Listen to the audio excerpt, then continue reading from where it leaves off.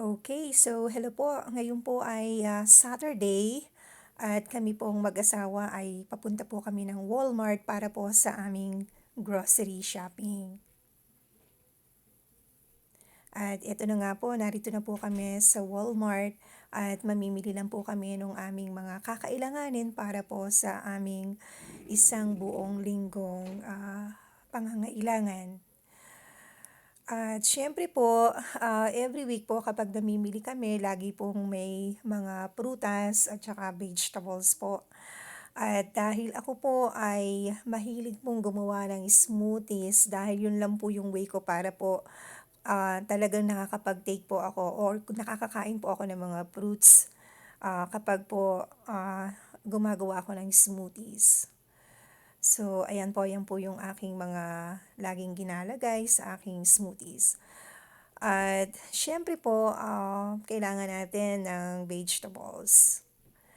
Dahil ito yung gumagawa, dahil lagi po akong gumagawa ng mga soup, kagaya po ng mushroom soup, o kaya naman po ng mga broccoli soup, o kaya cauliflower soup, or carrot. Ayan, kinakailangan lagi po siyang present. At ayan po.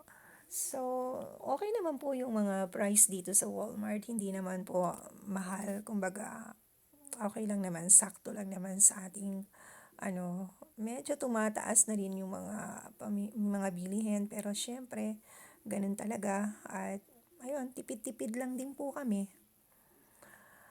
At ayan, medyo malapit na po kami sa aming pamimili. So, ayan, kailangan lang po namin bumili rin ng rice. Pero kami po, hindi na po kami masyadong kumakain ng rice.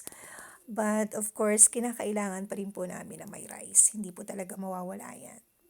At syempre, kailangan ko po ng eggs kasi mahilig po akong gumawa ng tinapay or ng mga pastry po, cookies.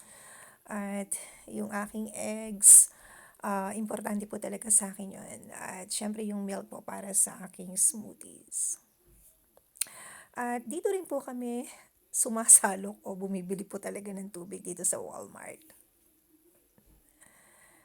At ayan, patapos na po kami. So, pupunta na po kami sa mag-self-service po kami para po, kasi marami pong tao dito ngayon sa Walmart ko po ng weekend. So, ayan, ako na po yung magpa-punch po ng aming pinamili. At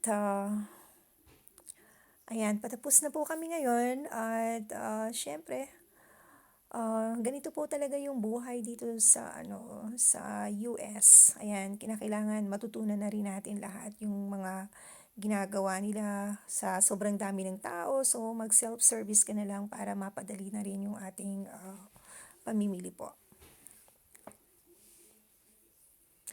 At ayan, tapos na po kami. Pauwi na po kami ni Papa. Ayan, nakadaan po kami dito sa mga Poncedya. Ang gaganda po. At ayan na nga po, palabas na po kami ng Walmart at uuwi na po kami ng aking mister.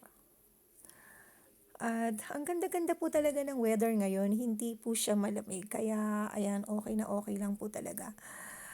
Ang ganda-ganda ng weather. Ayoko po kasi ng sobrang lamig, but it's okay.